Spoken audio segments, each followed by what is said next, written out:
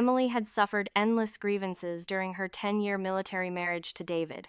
Whenever she had conflicts with her parents-in-law, David would write a letter to her boss claiming she was unfilial. This caused everyone to point fingers at her, and ultimately led to her losing her job. Later, her sister-in-law stole her dowry jewelry to use for her own wedding. Instead of standing up for her, David told Emily she didn't know how to be yielding, forcing her to hand over the jewelry or face a divorce. When she went into a difficult labor, he called the hospital to say he couldn't get time off and told her to just figure it out on her own. Yet, right after she gave birth, he took family leave to come back and celebrate the birthday of Sarah, his childhood sweetheart who lived next door. Gathering her courage, Emily went to confront him, only to overhear him talking to Sarah. He admitted he had only married Emily because of her father's connections, adding that who could have known her father would be gone for 10 years with no one knowing if he was dead or alive. "Sarah, don't worry," David had told her. "She's already had the child. If you weren't afraid of the pain and unwilling to have kids, how could I possibly have a child with her? I will only love you for my entire life. I respect you, and in my heart, you are my only wife." Emily's vision went black. Her legs gave out, and she collapsed to the floor, striking her head against the wall and losing consciousness. "Hey guys, if you could go back in time to dodge a toxic ex, would you?" Today, Emily gets a second chance and cancels her wedding at the very last second. Let's watch her take her power back. When she opened her eyes again, she realized she had been reborn on the very last day her marriage introduction letter was valid. Emily stared at the letter in her hand, completely stunned. Today was the day she and David were supposed to get their marriage certificate. Tears welled up in her eyes. It wasn't too late to change everything. Before she could even fully process the shock of her rebirth, her first instinct was to grab the introduction letter and the marriage application. Taking a match from the table, she set them on fire. Before they could finish burning, there was a knock at the door. In a panic, she shoved the burning papers into a ceramic basin and covered it. After hastily waving away the smoke and ash in the room, she asked who it was. "It's me," David replied. Hearing that familiar voice, Emily trembled. His voice was so cold. In her past life, she hadn't been able to warm his heart in 10 years. Fortunately, in this life, she was wide awake and would never again try to thaw out that block of ice. It turned out that when you hate someone to a certain degree, you just feel an overwhelming sense of calm. After her mother had sacrificed her life for her work, Emily's upbringing had been taken over by her father. Her father had always told her to remain as calm as still water in the face of major events, ensuring that others couldn't read her cards so she could wait for the perfect moment to strike back. In her previous life, she had failed to heed her father's advice, eventually dying after dealing with David's family for 10 long years. In this life, from this moment forward, she would keep her father's teachings firmly in mind. In her past life, her father had also departed on this very day to work for a confidential government agency, leaving with no set return date. He had been deeply worried about her future, and knew she had been attracted to David for a long time. So, he had humbled himself to negotiate with David's family. Her father entrusted her to David, promising him opportunities for promotion. David had readily agreed, swearing to her father that he would treat Emily well for the rest of his life. After leaving the house and all his assets to Emily, his only daughter, her father departed. David had also returned to his military base on the exact day they got their marriage certificate to carry out an emergency mission, meaning they didn't even hold a wedding ceremony. At first, his parents refused to even introduce her to others. Later, when she became pregnant and they couldn't hide it anymore, they reluctantly admitted she was their daughter-in-law, though their words constantly implied that she wasn't good enough for David. In the beginning, David's family treated her decently because of the money and the house she brought with her. The entire family moved out of their small, run-down place and into her 3-bedroom apartment. Her parents-in-law took over the master bedroom, and her sister-in-law picked a nice, sunny room, forcing Emily into the smallest and worst room in the house. Wanting to keep them happy, she hadn't argued about it, but she forgot that human greed knows no bounds. Once David secured his promotion, and they realized her father wasn't coming back anytime soon, making her no longer useful to them, David's family showed their true colors, and her parents-in-law began to relentlessly nitpick and criticize her. Her father-in-law and mother-in-law began to stir up conflict with her. Emily originally thought these were just typical domestic squabbles, and was willing to bear it all silently. Unexpectedly, her father-in-law wrote a letter to David. Without verifying what was right or wrong with Emily, David wrote directly to the leadership at her workplace, accusing her of being an unfilial daughter-in-law. Her company leaders were cracking down on bad examples at that very time, so she ended up right in their crosshairs and was immediately fired. Heartbroken and disillusioned, Emily wanted a divorce. When her in-laws found out, they had David take leave to come home, where he forced himself on her in bed to humiliate and overpower her. Shortly after, she discovered she was pregnant. For the sake of the unborn child, she had no choice but to swallow all the humiliation and pain. Yet even that was not enough. During her pregnancy, David's younger sister was getting married. The sister-in-law hinted that Emily should take out the jewelry left to her by her late mother and let her borrow it. Emily pretended not to understand. Taking advantage of the time Emily went to her prenatal checkup alone, her parents-in-law stole the jewelry to give to their daughter as a dowry. When Emily discovered the theft and demanded it back, they not only refused, but sneered that she was pregnant.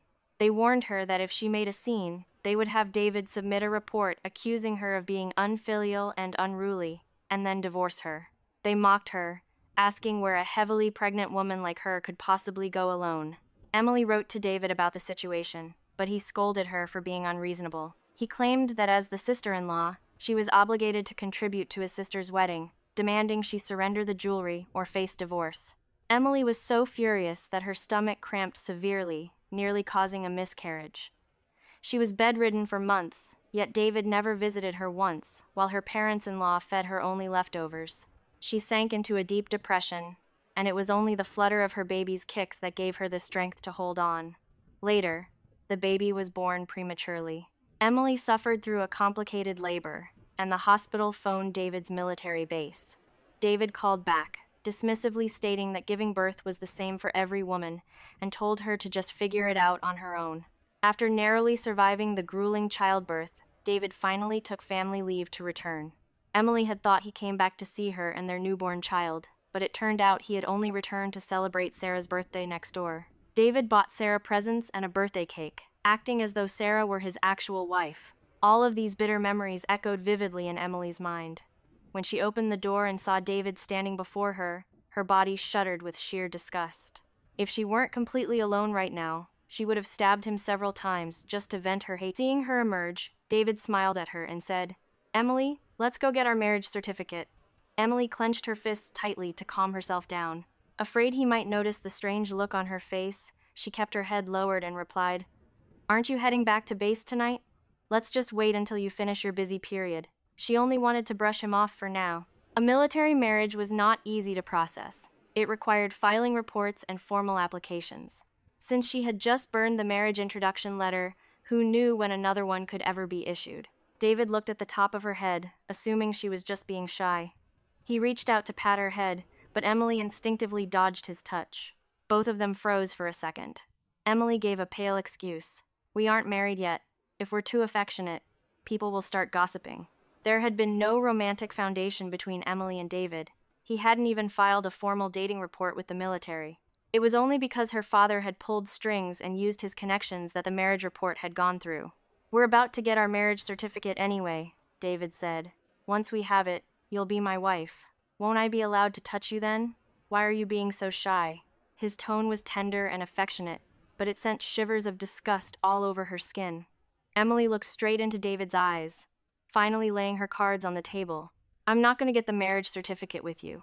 This man's heart had never leaned toward her for a single second in her entire past life. Since that was the case, he could forget about using her to climb the ranks in this lifetime. David's brow furrowed.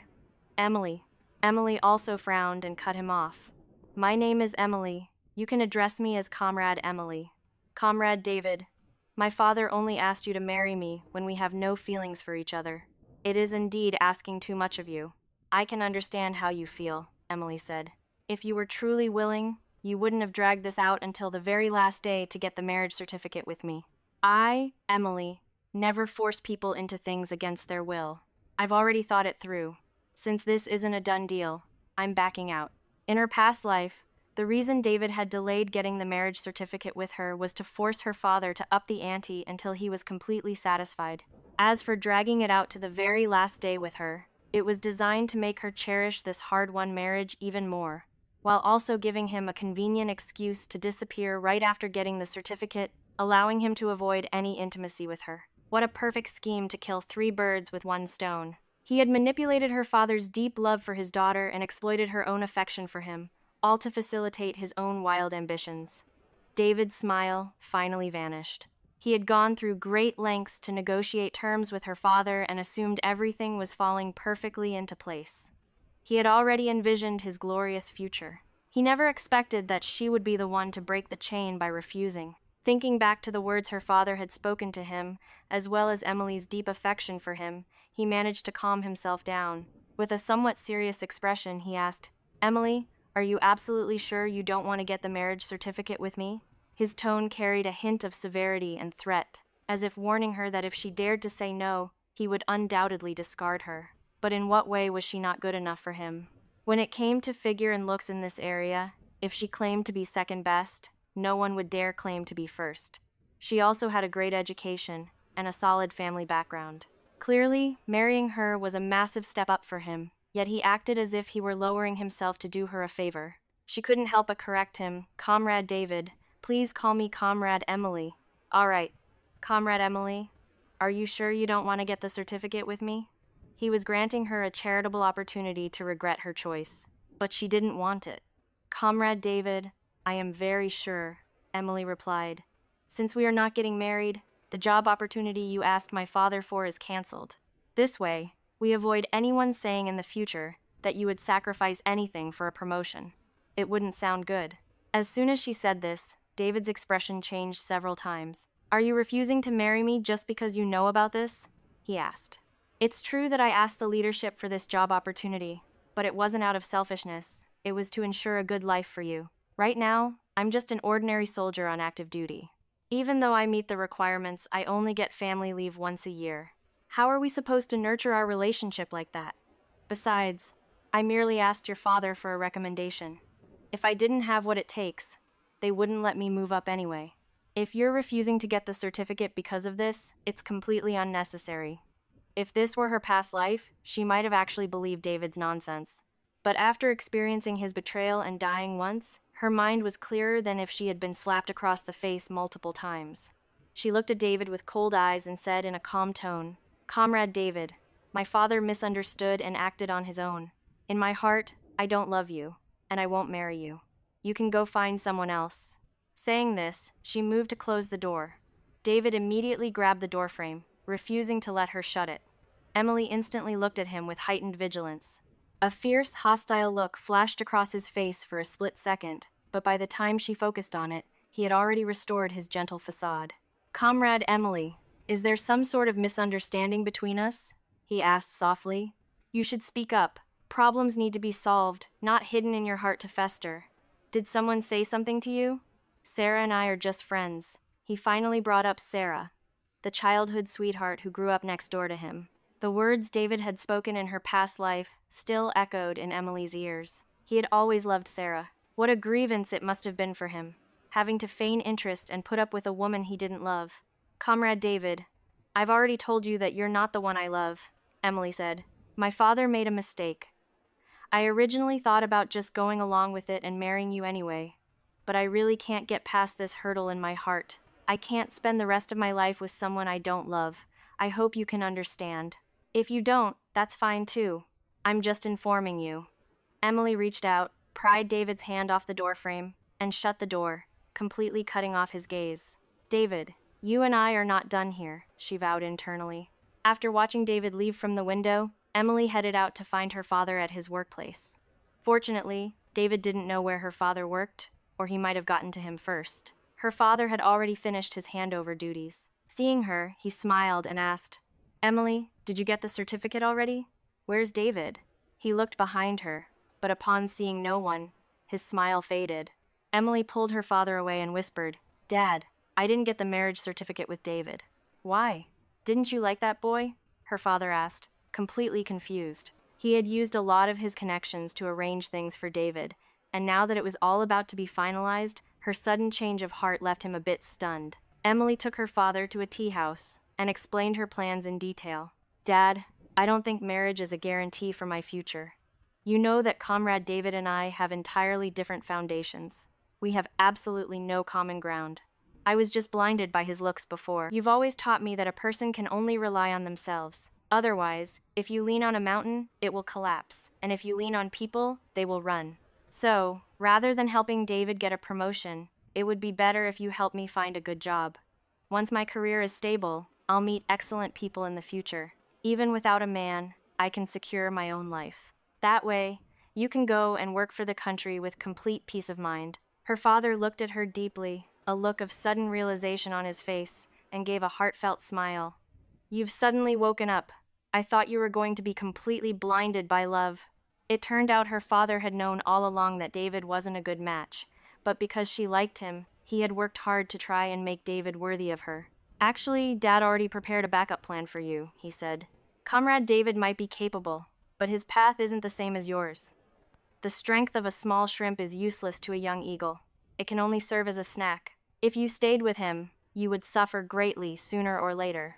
After all, your relationship was based on mutual benefits from the very beginning. That kind of connection was never pure. I'm very glad you were able to think this through. I've already spoken with your Uncle Arthur. Starting tomorrow, you'll go to work at his place. He said he'll find a mentor to guide you. From now on, you'll arrange your own life. Dad will work hard on his research and come back as soon as possible. Thank you, Dad, Emily said, her eyes growing moist.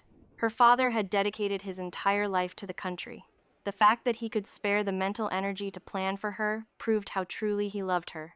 As for Comrade David, Emily said coldly, since I'm not marrying him, you don't need to help him.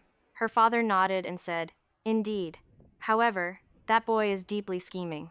After I leave, you need to handle him carefully. He probably won't give up this promotion opportunity easily. Her father was always an accurate judge of character, causing Emily's heart to sink.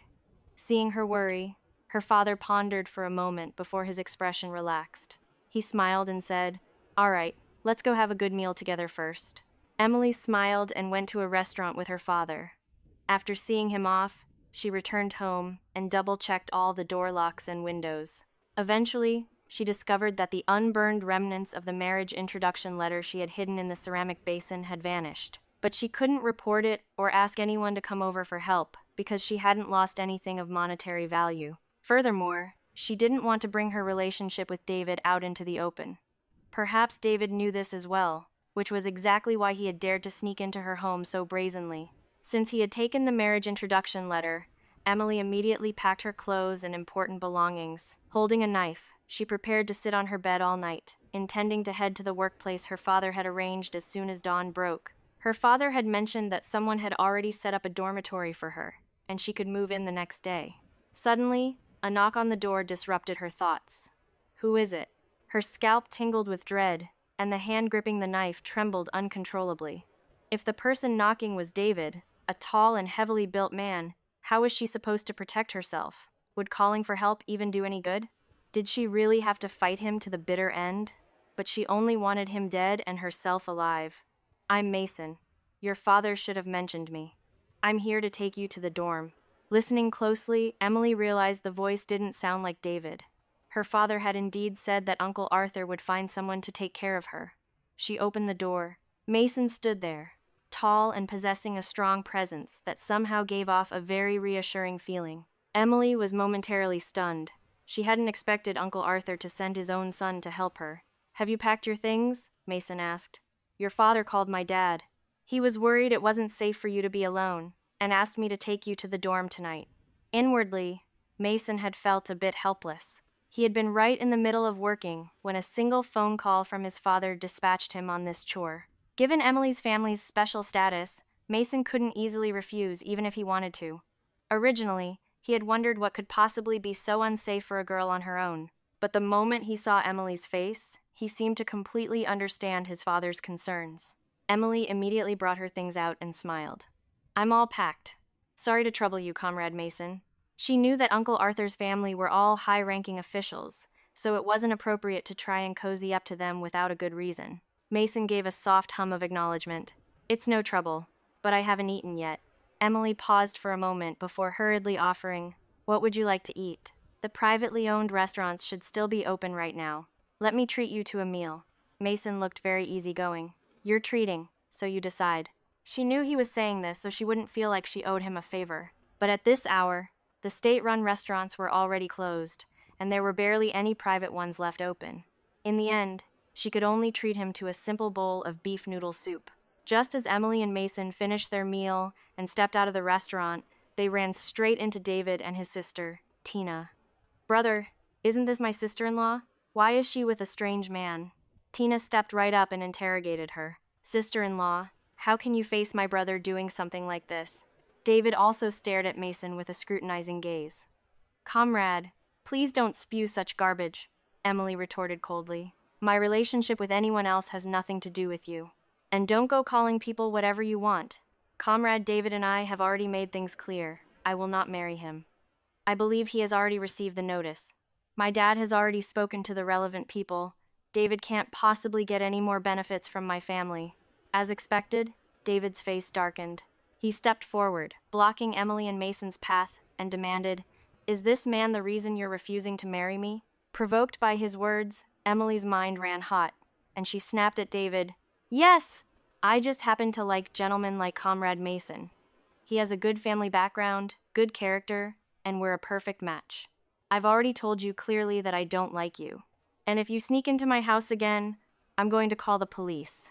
She knew perfectly well that in this era, there were no security cameras, meaning she had absolutely no substantial evidence to prove David had broken into her home. She just wanted to bluff him. Sure enough, David fell for it. He anxiously blurted out, "I didn't go to your house. I'm telling you right now, I've already refiled the marriage report and asked for leave. If you think we need to get to know each other first, then we will. I've even submitted the official dating report." It seemed David still refused to let her go. He had actually taken the initiative to submit a formal dating report to the organization. But Emily didn't want to date him. Even just looking at him made her feel dirty. She anxiously blurted out, "Is there something wrong with your brain? Comrade David, I already told you I don't like you. The one I like is Comrade Mason. Take a look at yourself. In what way are you worthy of me? If you don't understand it when I put it mildly, then I'll just say it straight." Hearing this, Tina rushed forward and almost slapped Emily across the face, but Mason quickly caught her hand.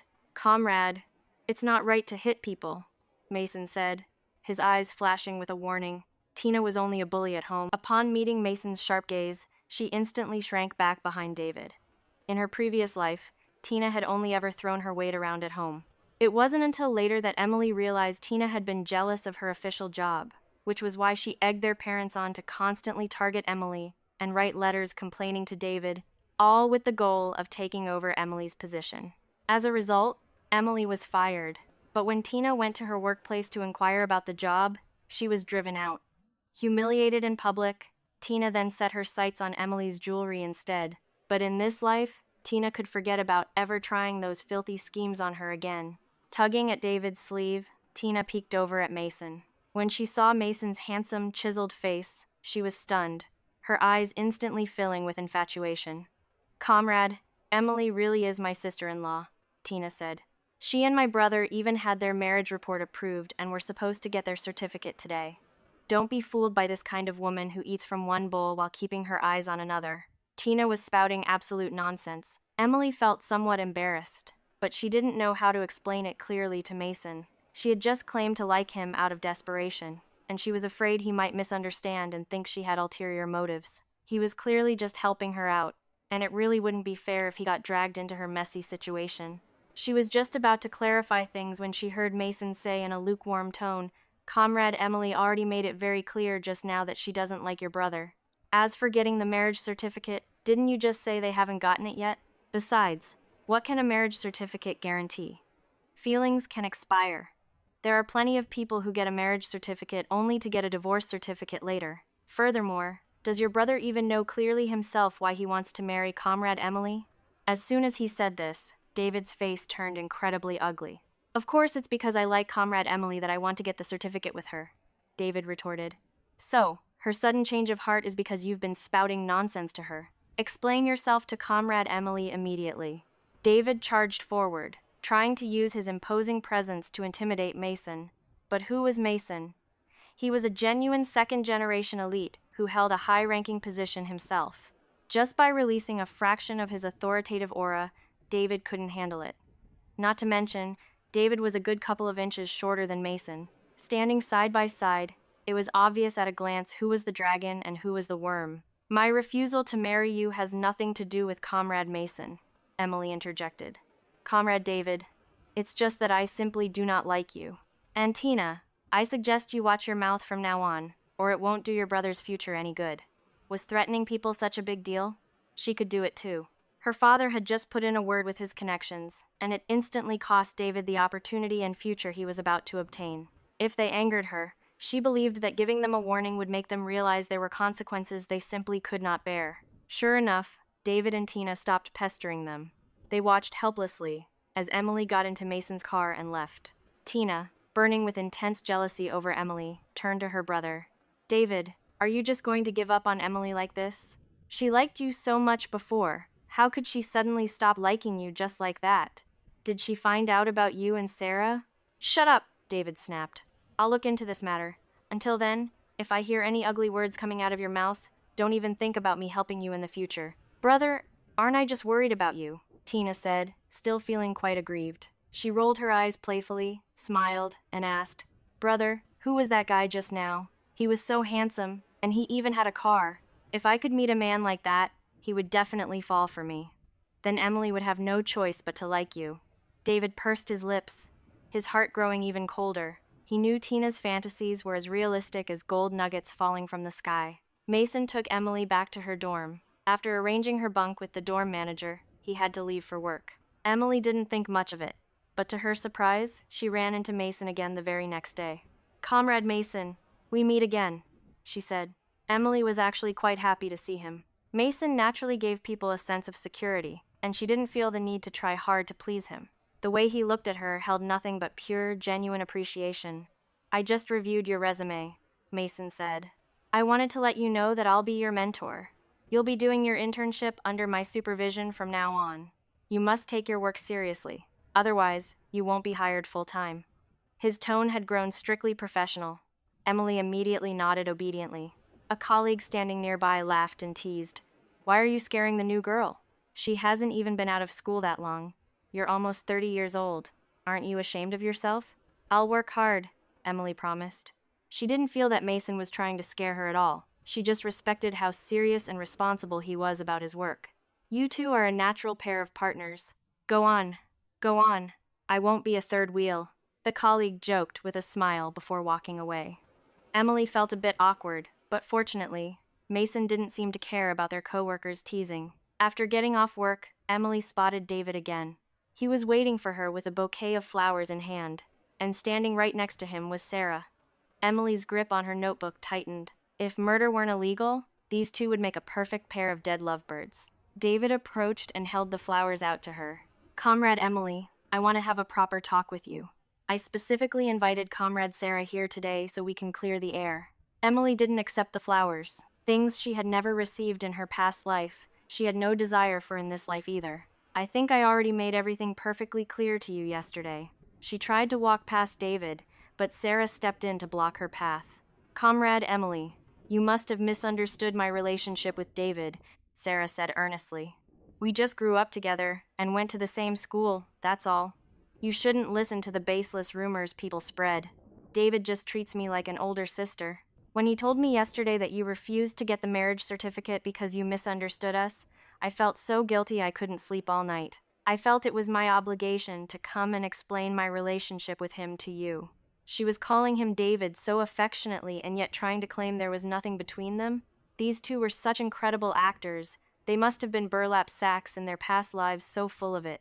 Thinking back to how she had caught them hugging and cuddling in her past life, it was sickeningly clear how united they were in their schemes against her now. Fighting down her disgust, Emily looked up at David and said sternly, Comrade David, you're really overthinking this. I don't dislike you because you're acting inappropriately with someone else.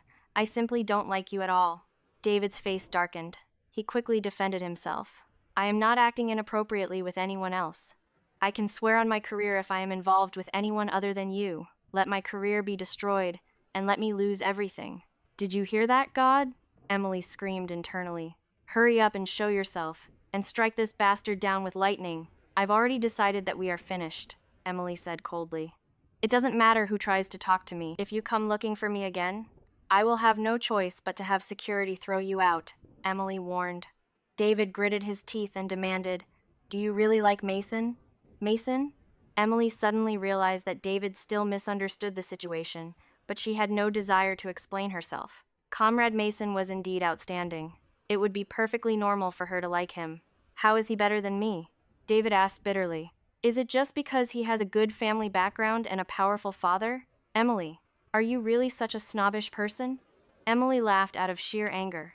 This man really wanted to have his cake and eat it too. It was clearly him who had been snobbish in wanting to marry her for his own gain, and now that he couldn't get what he wanted, he was pointing the finger and accusing her of being a snob. "Yes, yes, yes, I am a snob," she retorted. "It's just a pity that your family has no status or position that I could possibly look up to. Please have some self-awareness and stop bothering me in the future." After she finished speaking, Emily grabbed Mason's arm and walked away. It was only when they had gone far enough and she was sure David and Tina hadn't caught up that she finally let go of him. "Comrade Mason, I'm sorry," Emily apologized. "I only said that just now to make David back off. Let me treat you to a meal. Please don't hold it against me." She felt extremely guilty for dragging him into her mess, but she couldn't explain the truth to David, terrified that if he knew, he would pester her even more relentlessly. "I actually thought you really liked me, and I was happy for a second there," Mason teased. Emily laughed awkwardly. "Ha ha ha, Comrade Mason, you are so outstanding. There must be plenty of female comrades who like you. What do you want to eat? I didn't get to treat you yesterday, so I definitely have to treat you to something good today. Whatever you'd like. It's your treat, so you decide." Why was it this same phrase again? Emily thought. Her father had once told her that if she ever met a man who deferred to a woman on everything, she should hold on to him tightly. Her father always listened to her mother, and this was his summarized life experience. This thought flashed through her mind for a split second before she immediately snapped herself out of it. What nonsense was she thinking? Right now, she needed to focus on adapting to her job so she wouldn't embarrass her father. On top of that, she had to figure out how to make David give up on her completely. Mason seemed to read her thoughts. He suddenly offered, "How about this? If you treat me to braised pork hocks tonight, I'll help you take care of David. What do you say?" Emily stopped in her tracks, looking at Mason seriously. "Why do you want to help me?" Mason, walking ahead, didn't stop his steps. His voice was bright and clear as he replied, "Just consider it doing a good deed. Maybe I'll get some good karma in return." Emily didn't know what strings Mason pulled, but David, who had originally taken half a month of leave, was suddenly recalled by his military base the very next day. Before leaving, he came to see her, but she didn't even step out of her office door. Not long after he left, David's family started coming to find her. The first to show up was Tina. She used looking for Emily as an excuse to try and see Mason. However, Mason was incredibly busy. Aside from mentoring Emily, he didn't even spare a glance for anyone else. Finding no advantage here, Tina was eventually barred from even entering the main gate by the security guards. Unable to sit still any longer, David's mother stepped in and began bringing meals for Emily. But Emily had no intention of eating her food. In her previous life, the meals David's mother gave her were always leftovers. The older woman would even claim that Emily was living a life of luxury, boasting that when she herself was pregnant, she still had to take care of the entire family and wash clothes on her knees. She used to say that not forcing Emily to wash clothes was a great blessing in Emily's life. Emily felt deeply fortunate that this blessing hadn't fallen on her in this lifetime.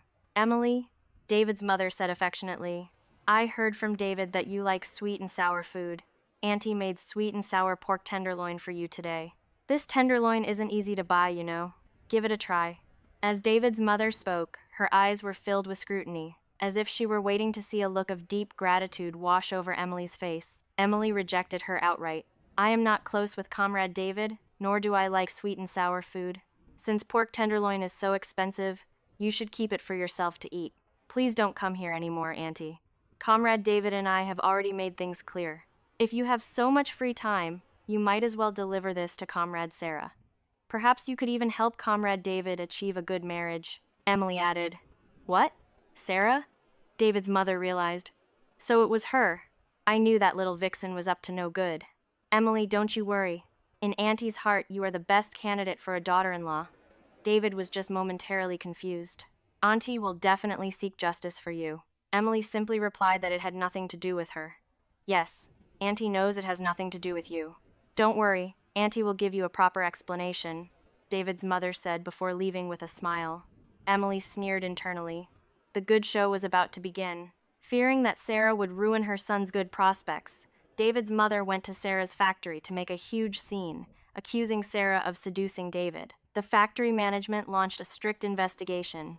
As a result, they discovered that Sarah had indeed been seducing a man, but it was someone else entirely, a married deputy factory director. After the affair was exposed, Sarah, who was only a temporary worker, was immediately fired. Following that, people in their neighborhood constantly pointed fingers and gossiped about her. Desperate, Sarah wrote a letter to David, wanting him to take responsibility for her. However, David had been too eager for success and promotion. During a dangerous mission, he had charged to the very front and ended up having an arm and a leg severely injured in an explosion. When Sarah finally saw David, he was barely clinging to life. Sarah was also a ruthless person. Knowing that she wouldn't have any great prospects left in this life, she clung to David's family, insisting on taking care of him no matter what. But when no one else was around, Sarah would reveal her true look of disgust, her mouth full of sarcasm as she mocked David for being useless and incompetent. Lying in bed, David experienced the bitter fickleness of human nature. Yet he also knew that things between him and Emily were impossible now.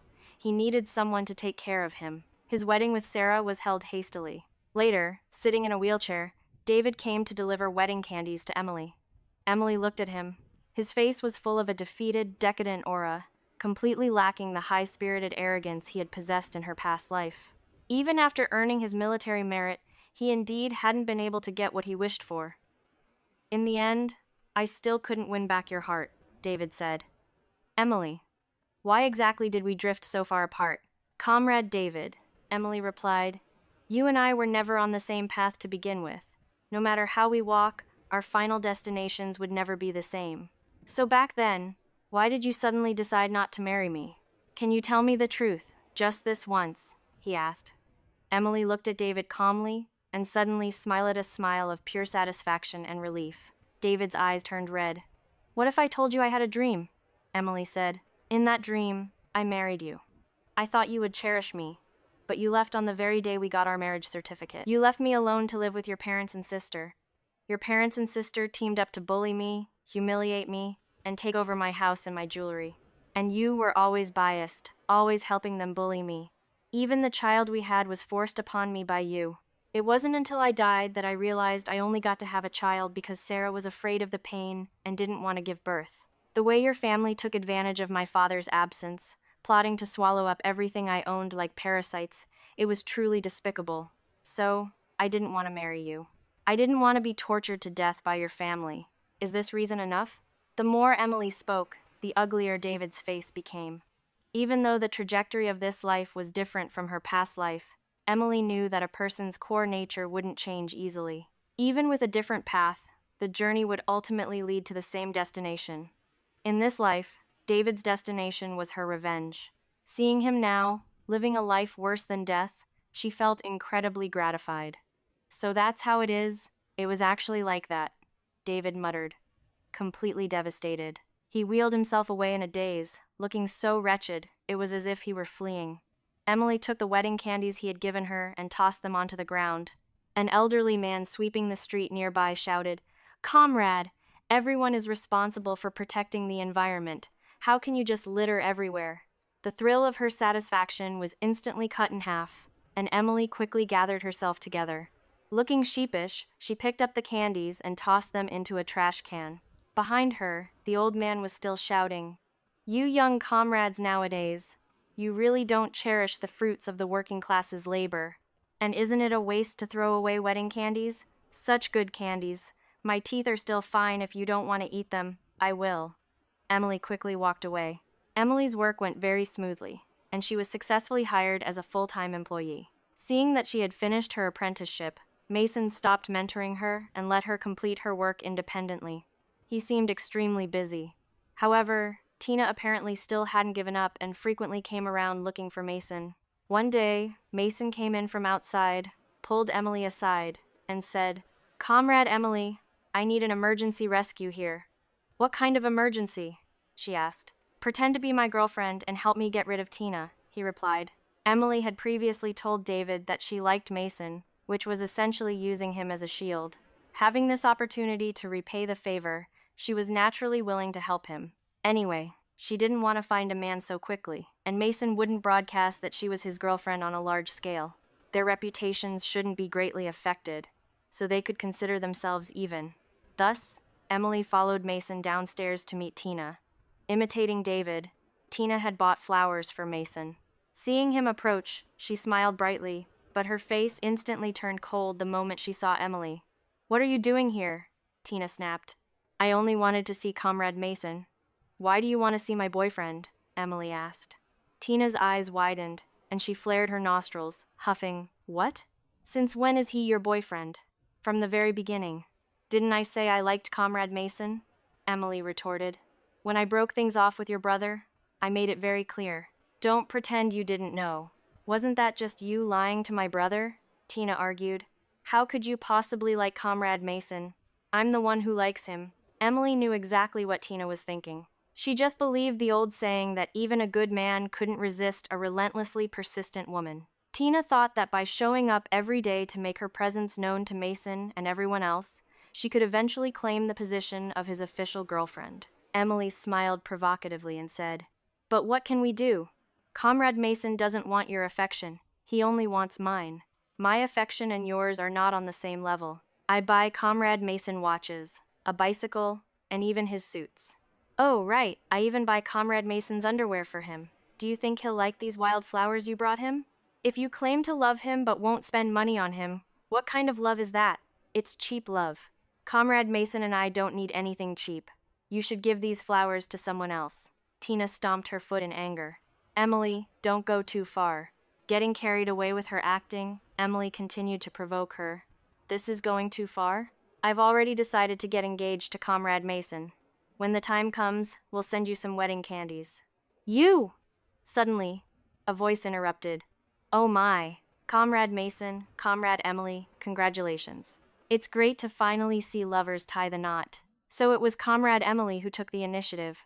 "I was wondering why our aloof Comrade Mason condescended to take on an apprentice. It turns out he was just training his own wife, the daughter of her highly respected father and the son of Commander Arthur Watt. A wonderful tale. You two are well matched in social status, a truly handsome couple. A perfect match indeed." While Emily hadn't been paying attention, a crowd of people had gathered around them at some point. Ah, what had she just said? Mason leaned in and whispered to her, "What do we do now? They seem to have heard that you buy all my underwear. You'll have to take responsibility for me." He couldn't even suppress the upward curve of his lips. Meanwhile, Tina pointed at the two of them and cried, You're bullying me. I'm leaving." She ran off, her footsteps stomping loudly against the ground. However, because she wasn't watching where she was going, she was knocked to the ground by a passing bicycle, screaming in pain. Amidst the gossip and discussions of the crowd, Emily covered her face and ran all the way back to her office. She originally thought there would be no follow-up to this incident, but unexpectedly, her father called from some unknown location. He spoke sternly, "Emily, our family consists of people who dare to take responsibility for their actions. You even bought Mason's underwear for him. This matter has a huge impact on his reputation. For the good of both of you, you and Mason had better hurry up and get married." "Dad, listen to my sophistrino. Listen to my explanation," Emily cried. I'm not listening, her father replied. "Phone bills are expensive, so don't occupy public resources. Just notify me when you two get married." The phone was hung up cleanly.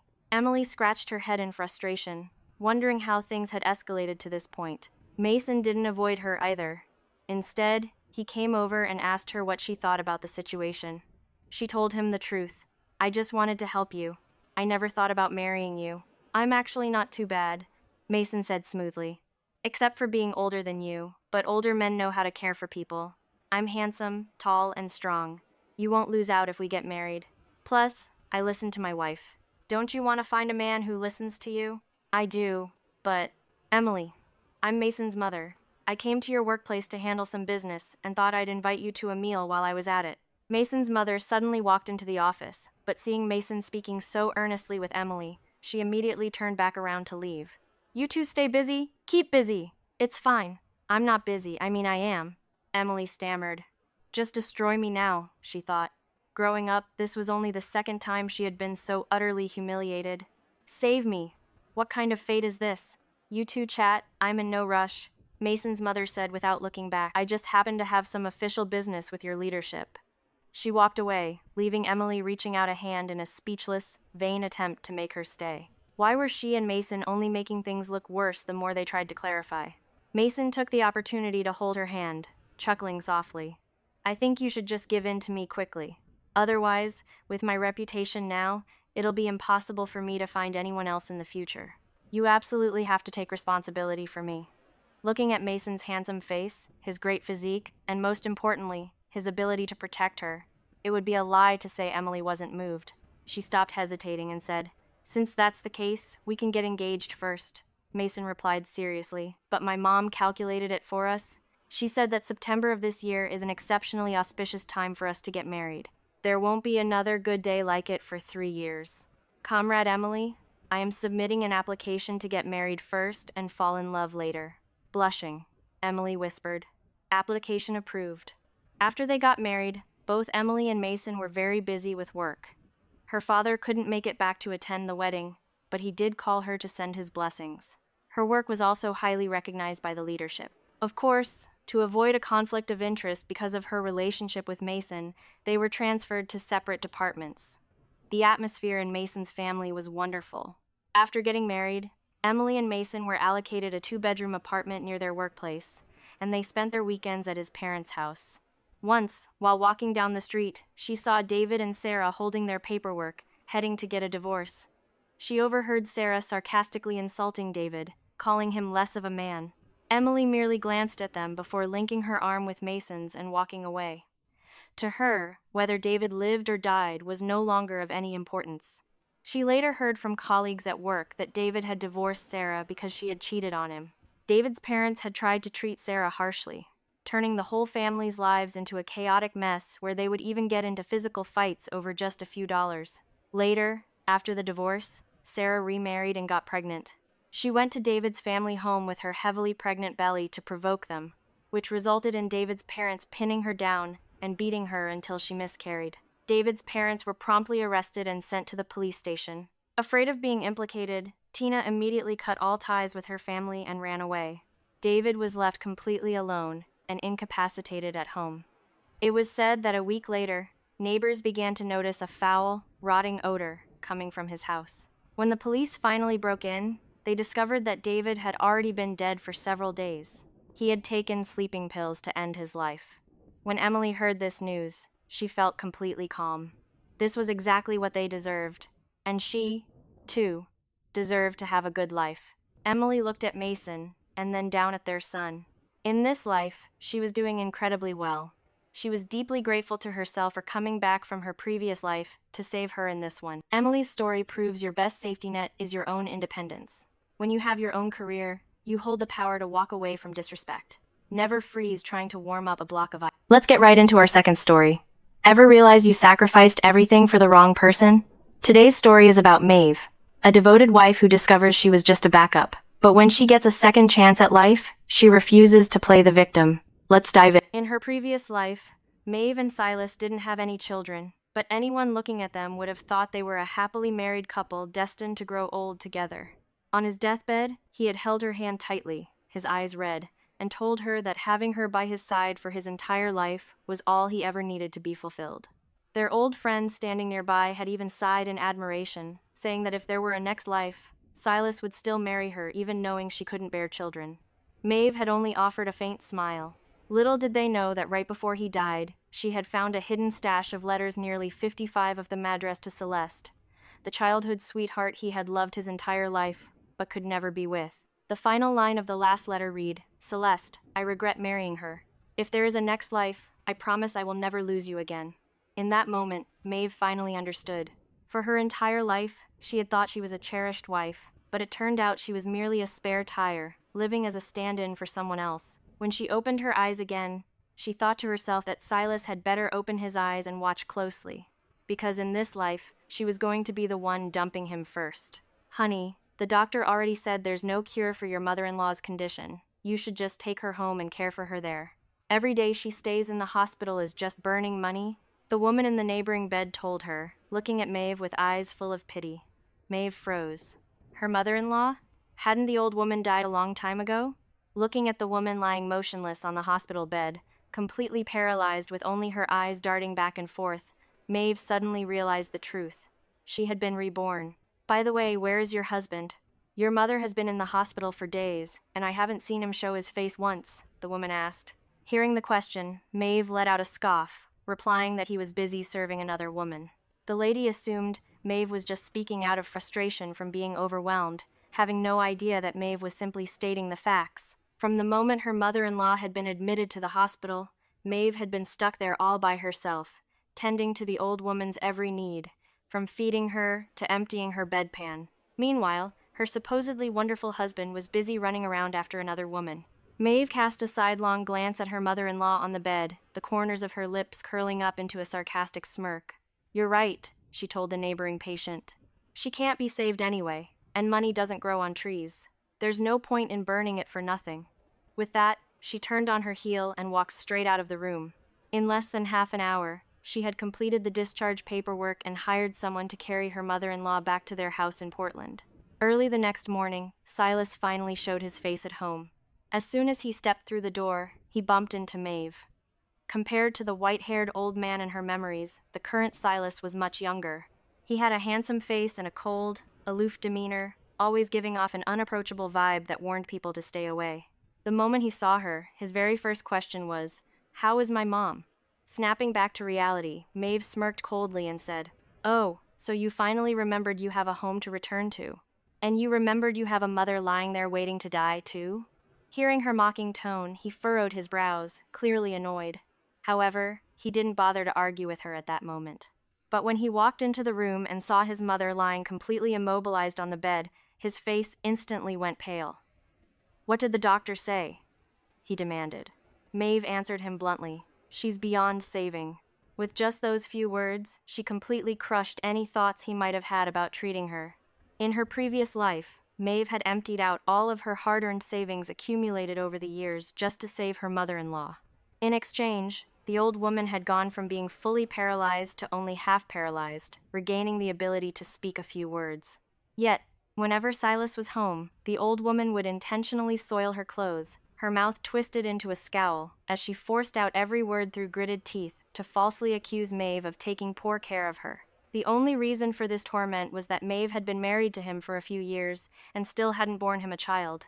The old woman simply wanted to torture her for her own satisfaction. Silas stared intently at Maeve without uttering a single word, his eyes brimming with silent reproach. If this had been the Maeve of her past life, just seeing that look in his eyes would have sent her into a panic, desperately apologizing and taking the blame for everything. But now, she just looked straight back into his eyes and asked him coldly, "Your mother was bringing chicken soup to you at Eldridge University. She fell right near the campus gates. People called to let you know, but you weren't there. By the time I rushed over, it was already too late. Silas, why don't you tell me, right in front of your mother, where exactly have you been for the past few days?" Hearing her words, his face stiffened. He remained silent for a long time before stammering, "A friend of mine ran into some trouble, so I went to help." Maeve laughed out loud. "Your friend sure is important.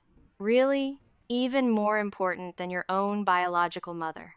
If she hadn't read those letters, she probably would have remained foolish, never knowing just how huge of a place Celeste held in his heart. A man who treated his job as his very life, yet just because he received a letter for help from Celeste saying she was about to get a divorce, he didn't even bother to ask for time off. Disregarding all consequences, he immediately dropped everything and rushed to another city to find her. He didn't care whether his own mother lived or died. As long as his precious first love called, he was willing to abandon the entire world. "It happened so suddenly, I didn't have time to tell you. I never expected things to turn out like this," he said, looking down at his mother. His voice grew quieter and quieter, his eyes full of guilt. Seeing him look like that, Maeve only felt a deep sense of vindication. In her previous life, afraid that he would blame himself, she had covered up the real reason his mother had fallen and foolishly taken the entire burden of caring for the old woman onto herself. This time, not a chance. She crossed her arms and said nonchalantly, "Now that your mother is like this, someone definitely needs to take care of her at home." Why don't you quit your job and stay home to look after her? After all, she's your own mother, so it's only right that you serve her yourself. As soon as she finished speaking, Silas's usually calm face could finally no longer maintain its composure. How could I do that? Do you know how many years of hard work it took for me to stay and teach at the university? How can you tell me to just quit like that? Maeve coldly cut him off. Then don't expect me to wait on your mother hand and foot. You're not the only one with a job. Silas looked at her with utter disappointment. Maeve, you were never like this before. She rolled her eyes. I've forgotten how I used to be. But from now on, this is exactly how I am. Everyone used to say that she and Silas lived their whole lives in harmony, treating each other with the utmost respect. But no one knew that this illusion of peace was bought with a lifetime of her endurance and swallowing her pride. This time, whoever wanted to yield could go ahead and yield. She wasn't going to serve anyone anymore. Early the next morning, as soon as she stepped out of her bedroom, she saw Silas sitting and having breakfast with a woman. The cold, arrogant man who always kept his distance from everyone was smiling gently and affectionately putting food onto her plate. It was a smile that, in her previous life, she had only seen a few times when he was already an old man. Looking at the woman in front of her, Maeve immediately guessed her identity.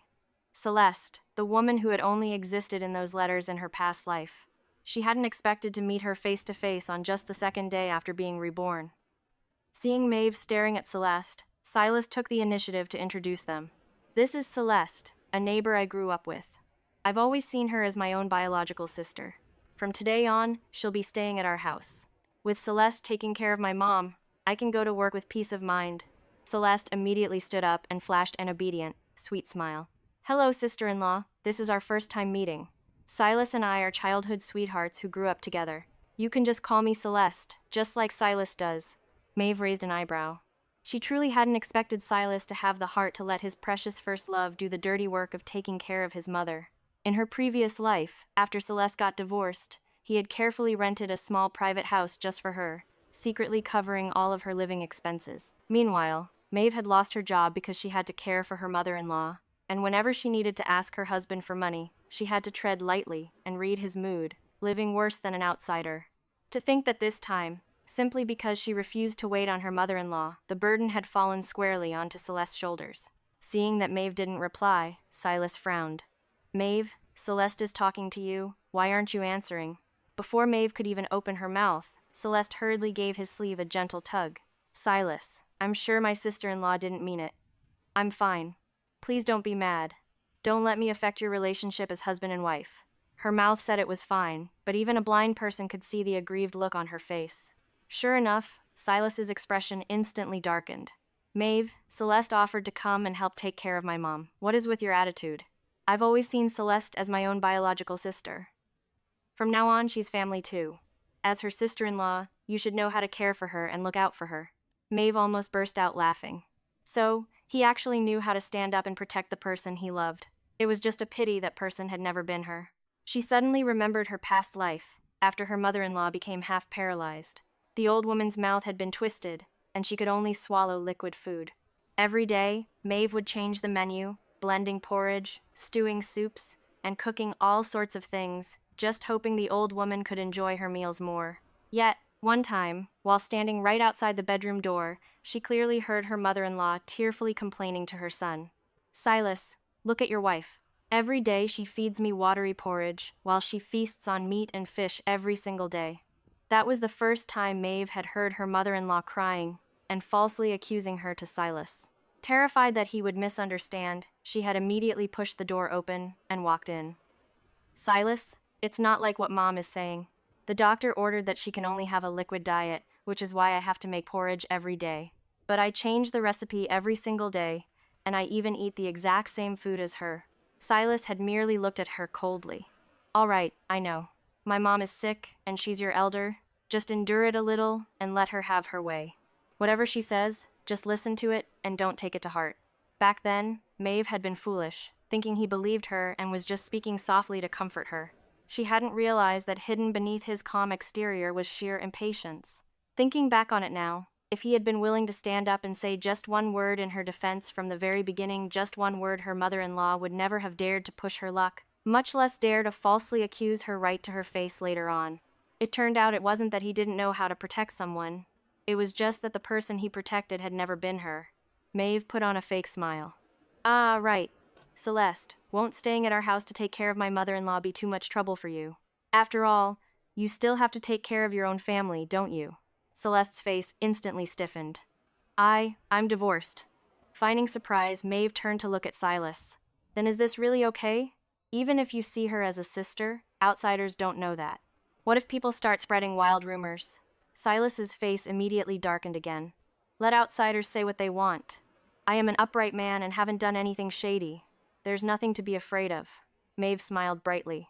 If that's the case, then I suppose we'll have to trouble Celeste. With just that one sentence, she managed to leave both of them completely speechless. Her mood instantly improved drastically. She casually grabbed a bun from the table and leisurely headed out to work. She wasn't stupid enough to chase Celeste away right then. If she left, who would take care of that bedridden mother-in-law?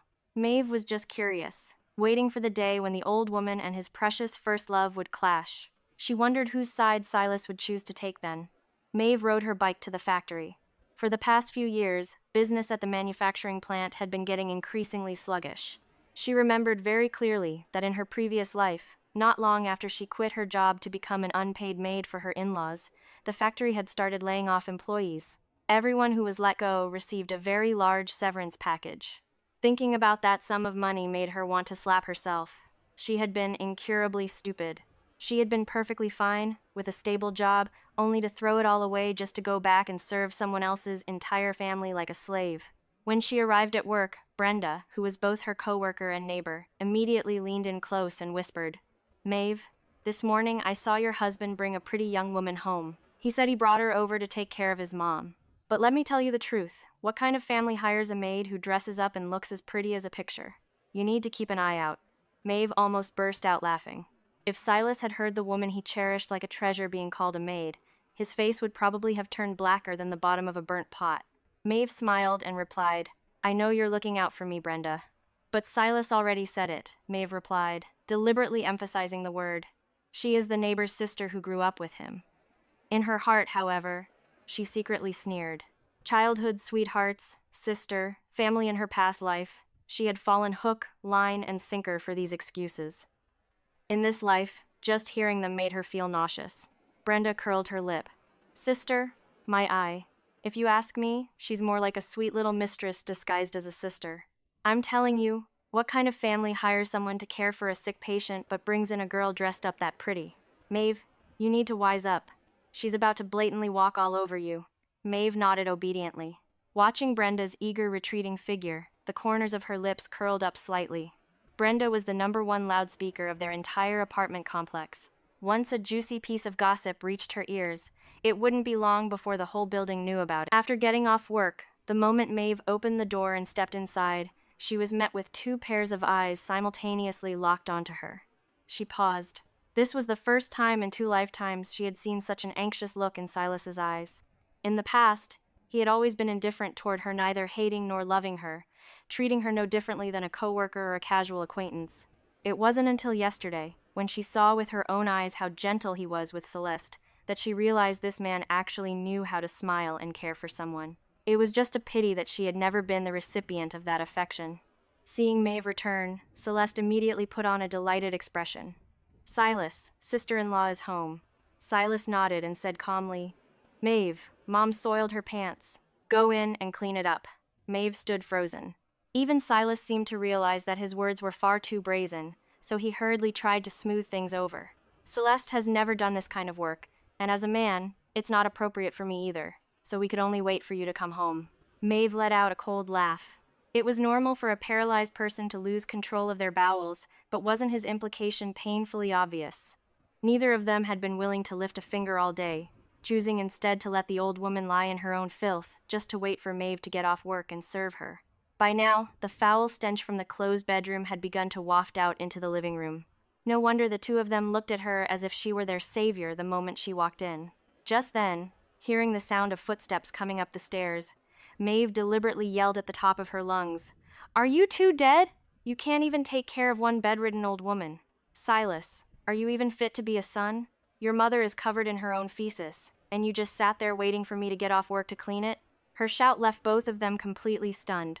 Silas's face turned bright red. Right at that moment, the front door was pushed wide open, and Brenda stood right outside. I heard everything, Silas. And you call yourself a college professor. Someone like you has the nerve to teach students? Bah! Brenda's voice was naturally as loud as a megaphone, and the apartment building had terrible soundproofing. In no time at all, a crowd of neighbors had gathered outside their door. Once they understood the whole story, everyone began criticizing Silas. He clenched his fists tightly. This is my family's business. We don't need anyone else interfering. Saying that, he reached out to grab Maeve's arm, intending to drag her inside and slam the door shut. But Brenda was faster. She yanked Maeve behind her. Well, now. Didn't you bring a maid home? Then tell the maid to clean up after your mother. You already brought her into your house, so what were you doing sitting around waiting for Maeve to get off work? In her heart, Maeve secretly gave her a thumbs up. Brenda truly was the neighborhood's ultimate gossip warrior, single-handedly taking on both of them. Silas glanced at Celeste, who had turned deathly pale, and immediately defended her. Celeste isn't a maid. She's my sister. Brenda scoffed. Your sister? Where on earth did you dig up a sister? If you ask me, she's more like a sweet little mistress. The moment those words left her mouth, the way everyone looked at Silas instantly changed. Brenda put her hands on her hips and continued her scolding. This morning, I saw with my own eyes that you brought her here, claiming she was here to take care of your sick mother. And the result? Your mother is left lying in a pile of crap, waiting for your wife to get off work to clean it up. Do you think Maeve's family has no one left to back her up, so you can just bully her? Don't you forget, the very apartment you're living in was left to Maeve by her father? This entire neighborhood watched this girl grow up, and yet you brazenly dare to bring another woman into her home. This is truly outrageous, Brenda exclaimed. Silas couldn't argue back. He just looked at Maeve with eyes as cold as ice. Maeve, are you coming inside or not? She looked at him, her heart no longer stirring with even the slightest ripple of emotion. No, I'm not. I think Brenda is right. You said you brought Celeste here to take care of your mom, but where are the results? Just then, Celeste suddenly burst into tears. I'm sorry, sister-in-law. It's all my fault. I'm clumsy and have never taken care of a sick person before. Silas was afraid I would hurt Auntie, so that's why, sobbing and choking on her words, she continued, I'm sorry, I know you don't like me. I'll leave right now. Please don't argue with Silas anymore. After saying that, she turned around, acting as if she were about to leave. Silas immediately grabbed her arm to hold her back. Celeste, you're a girl, and it's getting dark. Where else can you go? Celeste looked up at Silas with red, teary eyes. Silas, please don't worry about me. As long as you and my sister-in-law live happily together, I can be at peace. Silas gripped her wrist tightly, absolutely refusing to let go, then turned to look at Maeve. Maeve, I will clean up after my mother myself. From now on, you don't need to take care of her anymore. Are you satisfied now? Hurry up and get inside. Stop standing out here making a fool of us.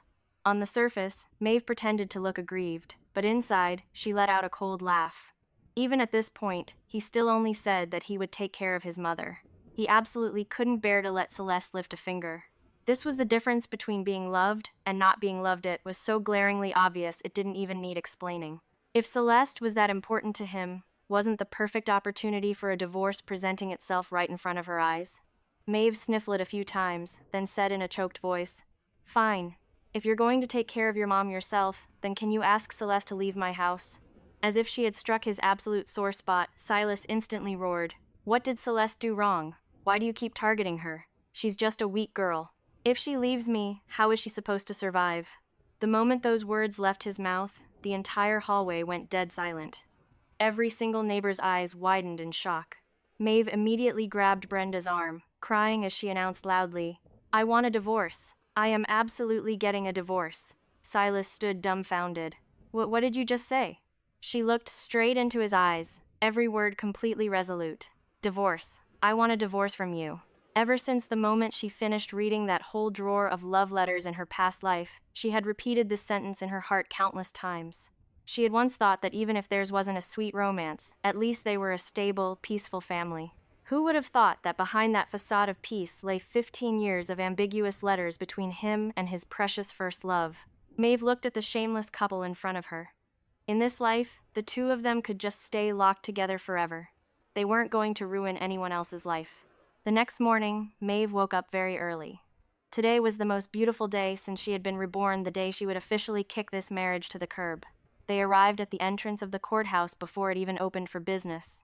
Silas looked at her for a long time. Maeve, are you sure you want a divorce? You have to realize that life for a divorced woman can be very hard. Maeve let out a disdainful laugh. I don't think so. At the very least, Celeste seems to be living quite comfortably. His face instantly darkened. Humph, just don't regret it later. She smiled faintly. Whoever regrets it is a dog. Right at that moment, the staff opened the door. Maeve immediately walked in first, firmly refusing any attempts at mediation. In no time at all, the divorce papers she had yearned for across 2 lifetimes were finally in her hands. Holding those documents, she suddenly felt her entire body become weightless. She never expected that on just her 3rd day after being reborn, she would accomplish the one wish she hadn't been able to fulfill in her entire previous life. Originally, she had planned to find the letter Celeste had sent Silas begging for help and use it as evidence before getting a divorce. Who would have guessed that God was even more impatient than she was? After leaving the courthouse, Silas followed Maeve back home. As soon as they stepped through the door, Celeste ran over, unable to hide the joy in her eyes. Silas, did you really divorce my sister-in-law? Silas didn't answer, simply pulling out the divorce papers in silence. Seeing them, Celeste's eyes lit up. Is it true? Then we can go register our marriage right now. The courthouse is still open for a little while longer. As soon as the words left her mouth, she startled, realizing she had let it slip. She immediately turned to look at Maeve with a pitiful expression. Sister-in-law, that's not what I meant. Silas and I. Maeve waved her hand, cutting her off. I don't care what kind of relationship you two have. But now that we're divorced, hurry up and move out of my house. This apartment was left to me by my father. Celeste's face instantly stiffened. Silas clenched his fists, looking as if he had been profoundly insulted. Don't worry. I haven't reached the point of being so thick-skinned as to cling to your house. Celeste, go pack your things. We're moving out shortly. I still have some savings. I definitely won't let you suffer. Hearing him say that, Maeve only found it laughable. Celeste had only been in her house for 2 days, yet he was already terrified she might suffer the slightest grievance. Meanwhile, in her past life, Maeve had sacrificed her entire youth for this family, only to get a single sentence in return. I regret marrying her. In truth, Celeste was a bit reluctant to leave this 3-bedroom, 1-living-room apartment, but the moment she thought about how Silas would completely belong to her from now on, the corners of her lips instantly curled up. I believe you. Maeve rolled her eyes, sitting on the sofa with her legs crossed as she watched the 2 of them pack. How could she not keep an eye on them? What if they conveniently accidentally packed some of her things? Celeste carried a bulky assortment of large and small bags, while Silas carried his mother on his back. Just as the 3 of them were about to step out the door, Maeve called out in a cold voice, "Stop right there." Silas turned his head. "Maeve, what else do you want?" She pulled a piece of paper from her pocket. "This is the hospital bill for your mother. Since we're divorced now, pay me back." Celeste snatched the receipt. Why? Why is it so much?" Maeve gave a faint smile. "It would be weird if it wasn't a lot. She suffered a severe head injury. If I hadn't paid for her emergency treatment that day, the 2 of you would only be heading to the cemetery to burn incense for her right now." Celeste's face turned deathly pale. To help her get her divorce, Silas had already spent nearly half of his savings. If they had to pay this hospital bill on top of that, the 2 of them would be left practically penniless. Celeste bit her lip. "Maeve, you paid for it voluntarily at the time. Now that you're divorced, you're demanding it back. Don't you think that's going too far?" Maeve sneered. "Oh, that was fast. Just a moment ago you were calling me sister-in-law, and now you're addressing me by my name. You really do flip-flop faster than flipping a pancake." She snatched the receipt back. "How is it going too far? That is Silas's biological mother. I spent my money to save her life. Now that we're divorced, what's wrong with her own son paying for it? If you 2 refuse to pay, then I'll have no choice but to submit a complaint to the university administration and have them settle this." Silas yelled, "Enough. Celeste, give me your wallet. Pay her. But, hurry up," he barked. Intimidated by his shout, Celeste could only tremblingly open her wallet, counting out the bills one by one and handing them to Maeve. Looking at her wallet, which was now left with only a few measly bills, her face twisted as if she were about to cry. Silas glared at Maeve. "Are you satisfied now?"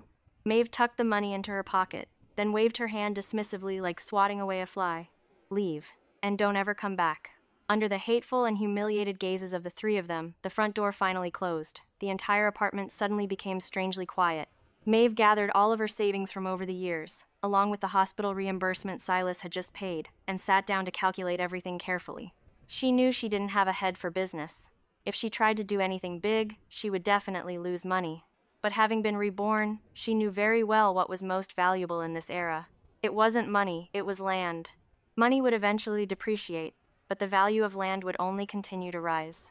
If she added the upcoming severance pay she was about to receive from the factory layoffs, it would be enough. Sure enough, just a few days later, the list of layoffs was announced. Because she had taken so many days off previously, Maeve's name was also on the list. While the rest of the factory workers were crying to the heavens and complaining bitterly about losing their jobs, she quietly accepted her severance pay, took all the cash, and headed straight to an alley near her house. She stopped in front of an old house and knocked on the door. A thin, haggard, middle-aged woman stepped out.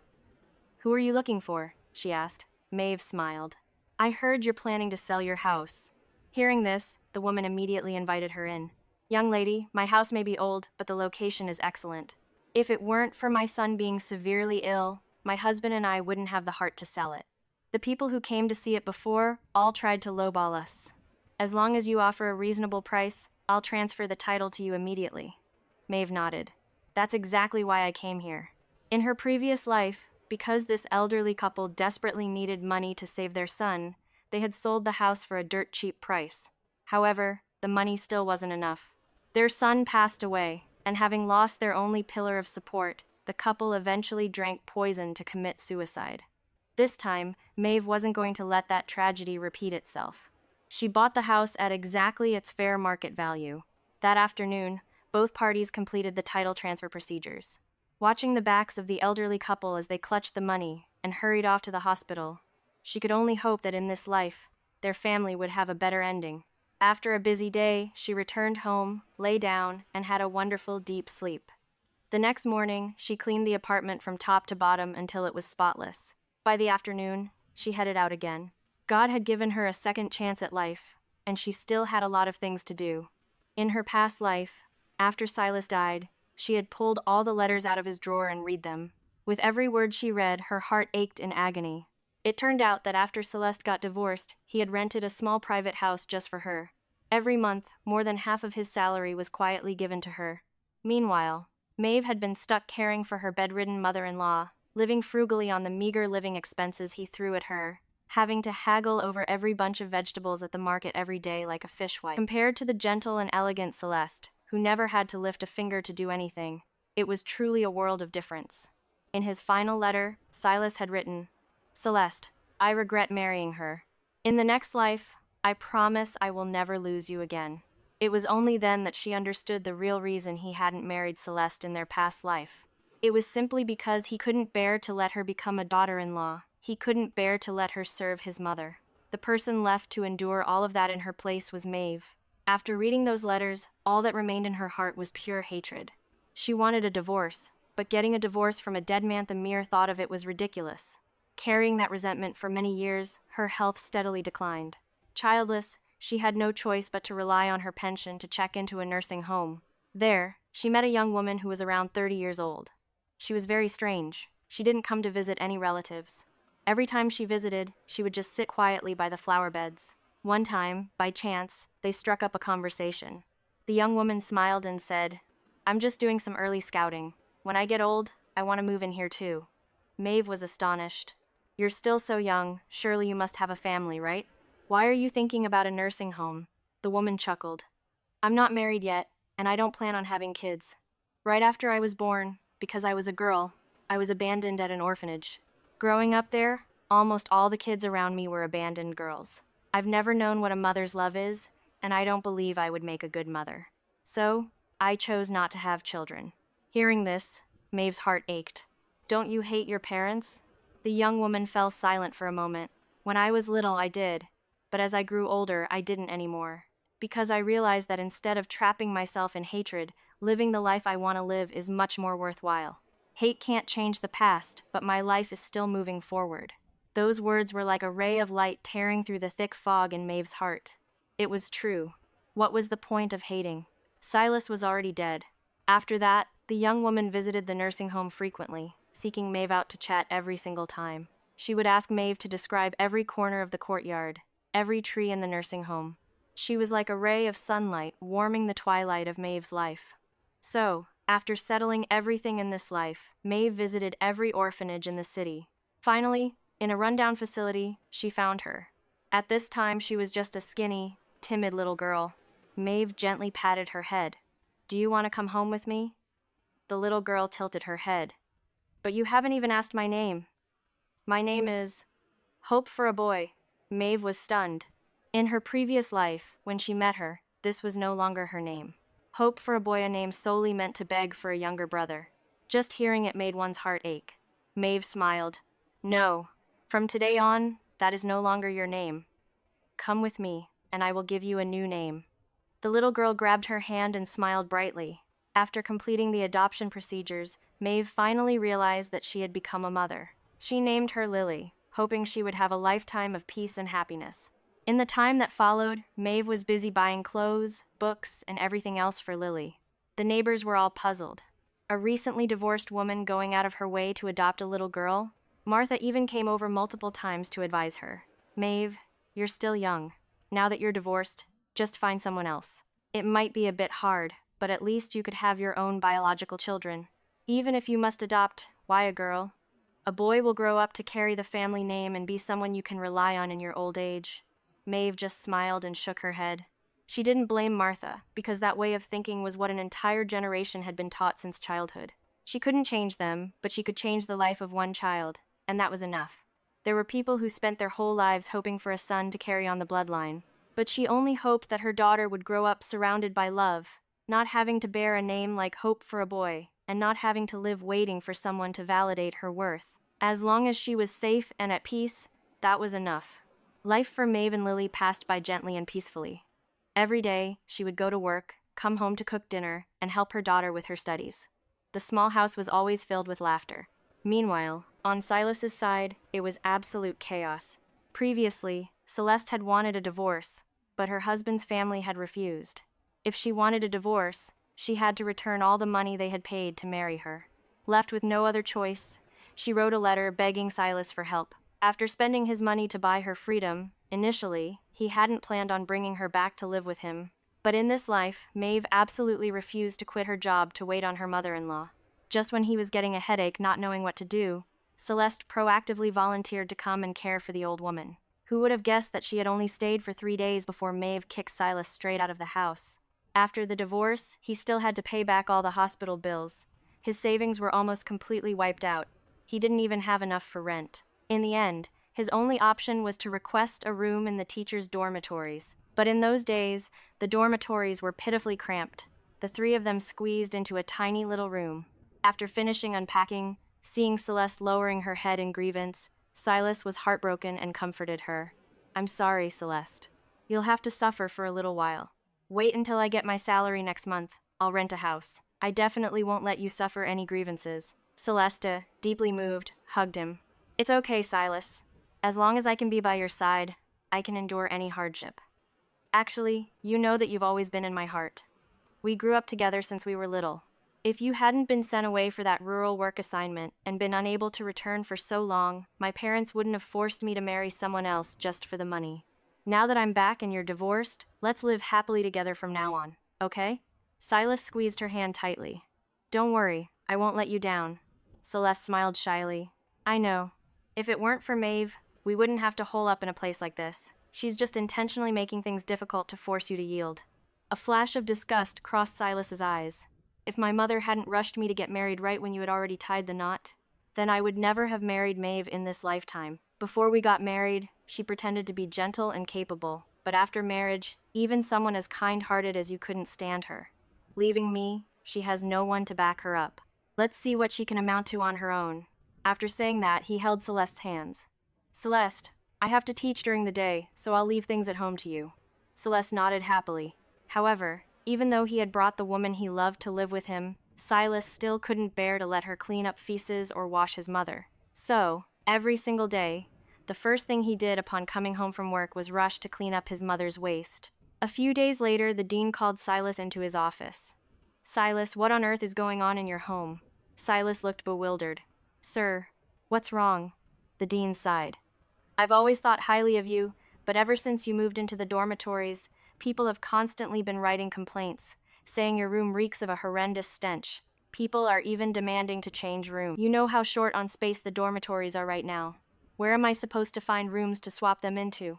Silas's face turned bright red, and he stood frozen in place. The dean looked at him and shook his head in frustration. All right, go home and handle your family matters first. Mr. Evans will temporarily cover your classes.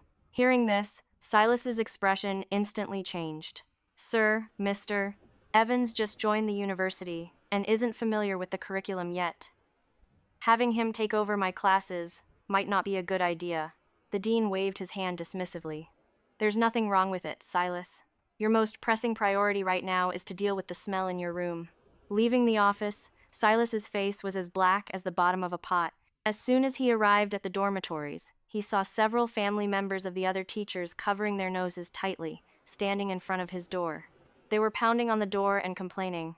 What is this family doing in here? Cooking crap? It stinks to death. Exactly. The rooms are already tiny, and now there's this stench. I can even smell it in my room. I've been knocking forever, and no one is answering. Is anyone even home? Right at that moment, Silas walked up and shouted with a cold face. What are you doing standing in front of my door? Get out of the way. The neighbors turned around. Oh, you're back. What on earth is going on in your place? It stinks terribly. Are you going to let anyone else live in peace? Silas ignored their nagging and took out his key to open the door. Click. The moment the door cracked open, an overpowering, foul stench hit them like a biological bomb. Even Silas, who had gotten used to cleaning up after his mother these past few days, turned completely pale from the fumes. The neighbors standing outside had it even worse.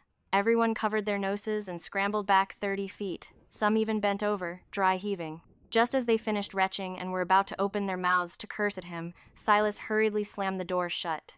But less than a few seconds later, his ear-piercing scream echoed from inside the room. Call an ambulance! Call an ambulance right now! Realizing something was actually wrong, the teacher's family members immediately ran down to the security room to make the call. Just then, Celeste, carrying bags and panting heavily, ran up the stairs. As soon as she saw Silas, she grabbed his arm. Silas, you should be in class right now.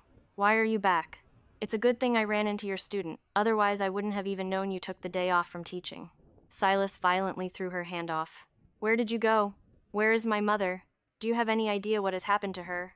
Celeste furrowed her brows and replied nonchalantly. She soiled herself again. It stank too much. You weren't home, and there was no one to clean it up, so I went out to get some fresh air. Haven't you just been leaving it alone until you get home anyway? She then continued casually. Oh, right. I haven't been feeding her much these past few days either. If she eats less, she poops less, which saves us the trouble of cleaning it up. Silas stood there, completely stunned. It was only then that he understood why his mother wouldn't wake up no matter how much he called her. She wasn't in a coma. She had been starved to the point of passing out. Fury erupted within him. Smack. A sharp slap landed squarely across Celeste's face. Are you crazy? A person will die if they don't eat. Celeste clutched her face and burst into tears. But she was soiling the bed every single day. The apartment stank to death. Didn't I do it out of love for you? Every day after work you had to clean it up. I just wanted to make things easier for you. The more she spoke, the more aggrieved she felt, until she finally screamed back at Silas. We aren't even married yet, and you dared to hit me. You used to say you would love me for the rest of your life, but it's only been a few days and you're already laying your hands on me. The bitter argument left the crowd of watching neighbors wide-eyed. No one expected that they had come just to investigate a foul odor, only to stumble upon such massive drama. One person shook their head. He looks so respectable.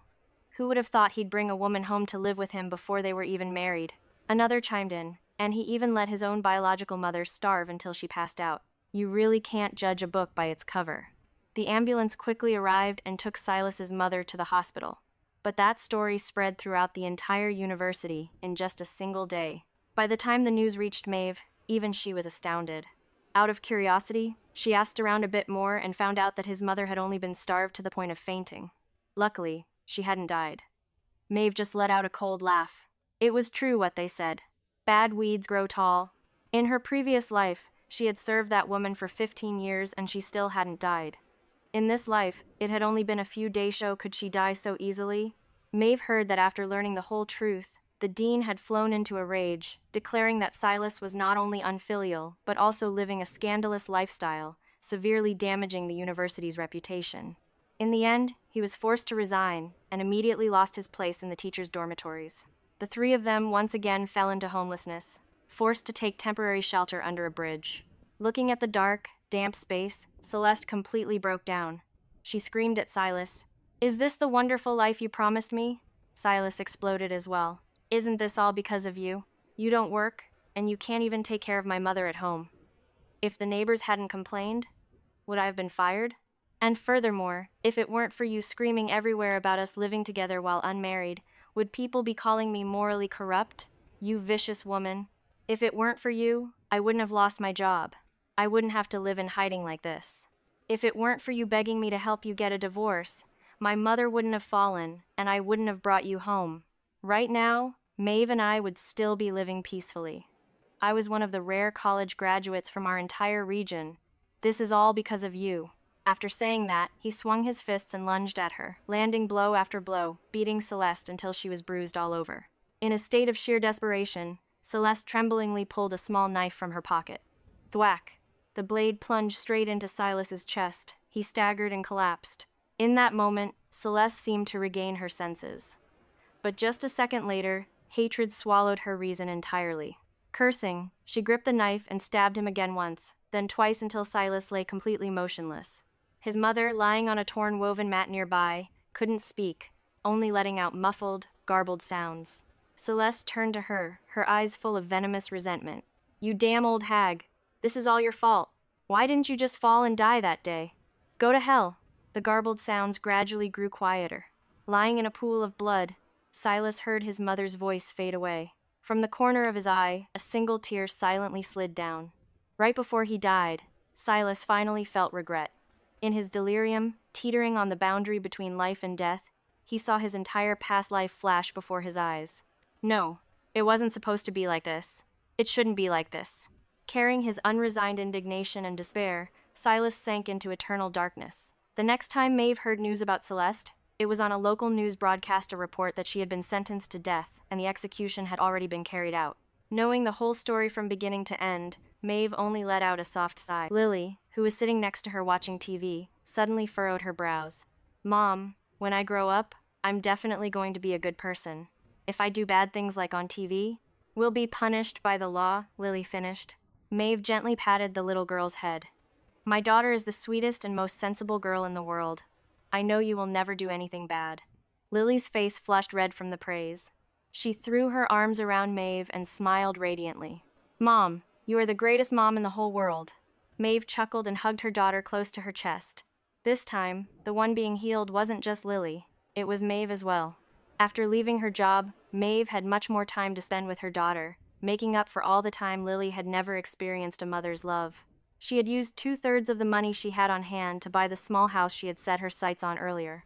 Exactly as she remembered from her previous life, 2 years later, that plot of land was zoned for redevelopment. The compensation payout was enough that the mother and daughter wouldn't have to worry about their livelihood for the rest of their lives. The remaining 1/3 of the money was set aside to cover their living expenses for those 2 years. After all, with just the two of them in the house, their daily expenses hardly amounted to much. That afternoon, Maeve and Lily sat out in the courtyard. The little girl was reading a book while Maeve watered the newly bloomed potted flowers. Golden sunlight spilled across the small yard. Maeve suddenly remembered the young woman from the nursing home in her past life. She had said, "Don't trap yourself in hatred. Live the life you want to live." In her previous life, it had taken Maeve her entire life to truly understand those words. In this life, she had actually done it. Looking at Lily smiling so radiantly under the sunlight, Maeve knew she had made the right choice. Some people walk into your life to teach you how to endure, while others appear to teach you how to love. The most precious thing after a fall isn't being able to take revenge on anyone.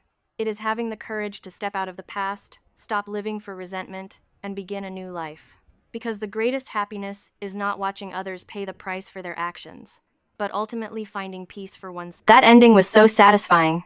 But honestly, the best part wasn't the karma, it was how Maeve found her peace. The ultimate revenge is just walking away and building a beautiful life for yourself. What did you guys think?